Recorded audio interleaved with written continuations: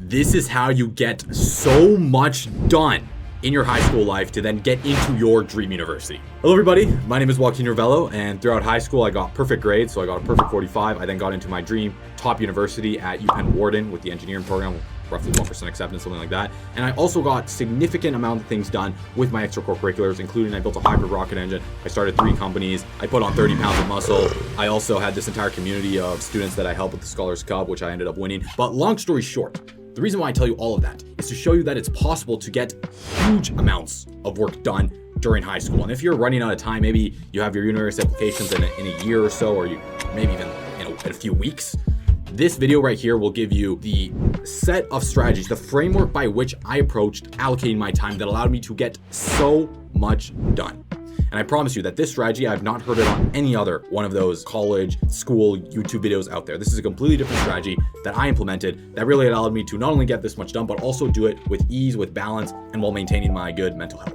And the one strategy that helped me the most is this idea of base unit of time. And in fact, I'm gonna explain this by going over a brief story. So imagine you're working on your English homework with Björn, and your good friend Björn assigns you a part of the English assignment to complete. Now, as soon as you receive that assignment, you realize that it's going to take you a while, but nonetheless, you tell Björn that I will begin working on this as soon as possible. Now, here's the differentiating factor between a successful student and a non-successful student. It's that definition of as soon as possible. What is that minimum time block? What is that minimum base unit of time in as soon as possible? All right, let me explain exactly what I mean by that. The student who has the smallest unit of time, meaning that the time it takes for them to realize that they have to do something, or that something's a good idea, or that they need to pursue this to get more information. As soon as they realize that they have something to do, the amount of time it then takes them to actually do the thing, right? That base unit of time, how long it takes them to actually execute on the thing they must do. That right there is that base unit of time. And the smaller you can get this, the more successful you're gonna be as a student. So Björn assigns you this part of the English assignment, and you tell him, yeah, I'm gonna start doing it right now. Meaning that literally right now, we can finish the meeting, I'm gonna stay in this and I'm just gonna finish it right now. Is that your response? Or is it, I'm gonna finish it later today? Or is it, I'm gonna finish it this weekend? Or is it, I'm gonna finish it later? Or is it, I'm gonna finish it right before the deadline? Or is it, I'm just not gonna finish it? What is the amount of time that it takes from you realizing that you have to do something and then you actually getting it done? And there's a few reasons why this is so incredibly powerful. The first of which is what I like to call attention leaks, which essentially means that time is not necessarily your most valuable resource. And I hear this all the time, where time is the most important, valuable resource, that you need to have the most time. And I would argue that that is not necessarily true.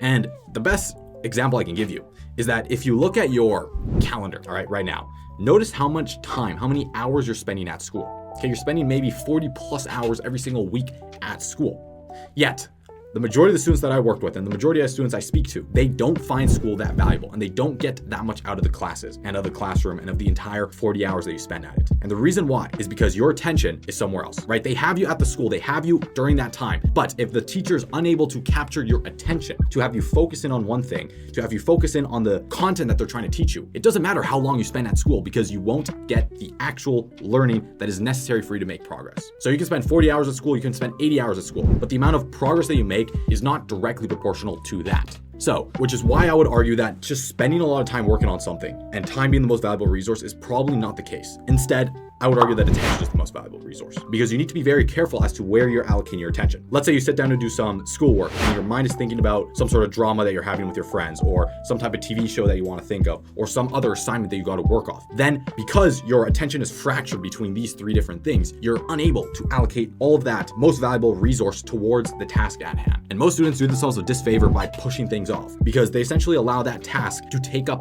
bandwidth, to take up background attention. And when that happens, they're incapable of allocating all of their attention and all of their focus towards the task that really matters the most. And then the other reason why this is so powerful is, first of all, it gets your attention back. That's the first reason. And then the second reason is that it allows you to find the best idea faster. All right, I mentioned this earlier, but I like to think of university admissions from the perspective of an entrepreneur. All right, you're an entrepreneur, you're trying to build multiple different enterprises, which are your extracurriculars, while also managing school, while also managing a team to hopefully help you out with those ECs as well. Your goal here isn't necessarily to do as much as possible, but instead to build up your ECs so you can highlight your strengths strengths as an individual through your ECs to the admissions officer. And the way that you're going to do that is by identifying as fast as possible the things that you like, the things that give you the most value, the things that move the needle the most, and then the things that do the exact opposite, right? The things that don't matter, the things that are least valuable, the things that take up the majority of your time, the majority of your attention, the majority of your stress that don't give you that result. So by constantly pivoting, by constantly adapting to the circumstances, you're able to identify very quickly what works and what doesn't. So ask yourself this question. When you have something to do, how long does it take you to start doing it? How long does it take you to actually take action? How long is it from the moment I realize this is a good idea or I need to do this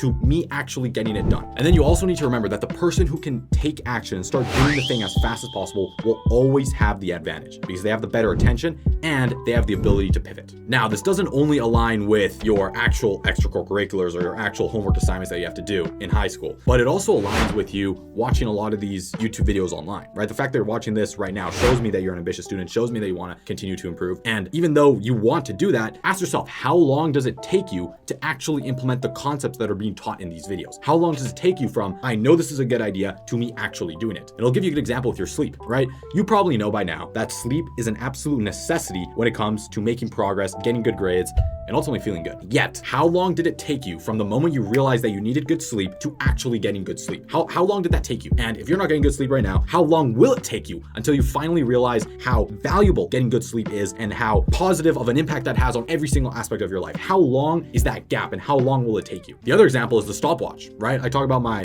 stopwatch method all the time and tracking your, what I like to call your Grizzly 1 and your sprint sessions and the rest of it. How long does it take you from you realizing that this is a good idea and a novel strategy to truly gamify school? How long did it take you to realize that? And then how long did it take you to actually go out and buy the stopwatch or go out and borrow the stopwatch or go out and start using the stopwatch in your everyday life? How long did that take you? And when you start to shrink that down, you'll be surprised at just how much you can get done. In fact, I was looking at what I got done in the past week, and the past week literally felt like 3 weeks for myself or 1 month. It just, the amount you can get done will shock you because you're innovating, you're moving quickly, you're actually making progress on the thing that is the most valuable.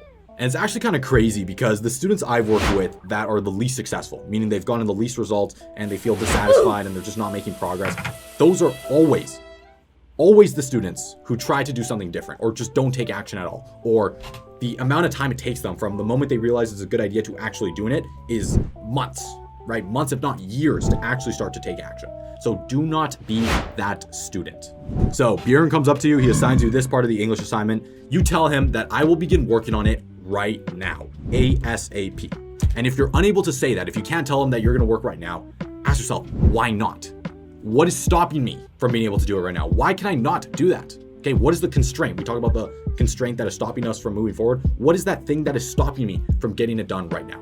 All right, and then there's another part to this. So the first part is taking action as fast as possible. The second part to this is thinking as far into the future as you possibly can. So most people might not know this about me, but when I was 13 years old, I made a very specific plan of the type of person I wanted to become when I was 17. Down to the grades I wanted to get, the ECs I wanted to complete, what university I wanted to get into. And most students get this completely wrong, meaning that the farthest they can think into the future is at most a month into the future, okay? And these are really the highest achieving students I've worked with. The most they're really thinking is like what I'm gonna do in the next month. If you can think in terms of years, meaning what am I gonna do in the next 4 years? And how can I take action right now to better set myself up for success at the end of that 4-year period? You're gonna be able to make much smarter decisions that are completely in line with the type of person you wanna become at the end of those 4 years, right? The larger the runway, the bigger the plane that can take off. So what you need to understand is that if you wanna get into a top university, and by top I mean MIT, Harvard, UPenn, like these elite schools, understand that in order for you to build an insane repertoire of extracurriculars, the larger the runway, the bigger the plane that can take off. And all of this comes from being okay with not getting the result you want right now, because you know that you're taking consistent action, you're ultimately building yourself up into the person who's able to achieve it, and you don't need to get the success right away. I see a lot of students who make very short-term decisions because they want to grow their extracurricular in the next month, when in reality they could wait like a year, like 2 years before the deadline to just truly grow it into something spectacular, rather than trying to just grow it real quick right now when there really is no need at all. And this right here is the conundrum that we find ourselves in, because the most successful students I've worked with and I've seen, and this is something that I really took to the core once I really learned it in my grade 11 year. So I learned it a little bit late, and if I learned it earlier, I probably would have had even more success. But ultimately, you want to be living in this interesting world where you're getting as much done as humanly possible in the day-to-day, meaning the time it takes for you to take action on a good idea from the minute you think it to the minute you actually start doing it. You want to get that as low as possible. On the flip side, you want to be working with the intention that you're going to get your final biggest result by the time you apply to university, which may be 3-4 years down the line. So basically, you want to be playing in that world where I want to be working as fast as possible, but not expecting results until 4 years, and understand that this is difficult to do because most students don't have the patience to wait 4 years, and they don't have the discipline to take action as fast as possible. But you're in Grizzly Elite, you're watching this video right here on the Joaquin Revello YouTube channel. You're not like most people. You're going to take action and you're actually going to get the results. So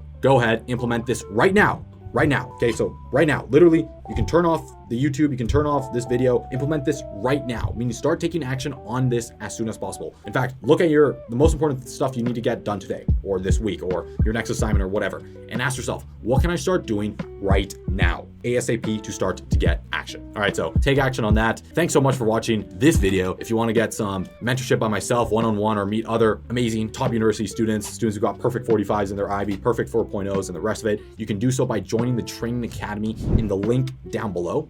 There should be an application page. We only accept the best students, the most ambitious, who want to really get into their top university. So feel free to apply down below, and I'll see you on the other side. So until next time, stay grizzly, and I'll see you in the next video. Have a good one, everybody.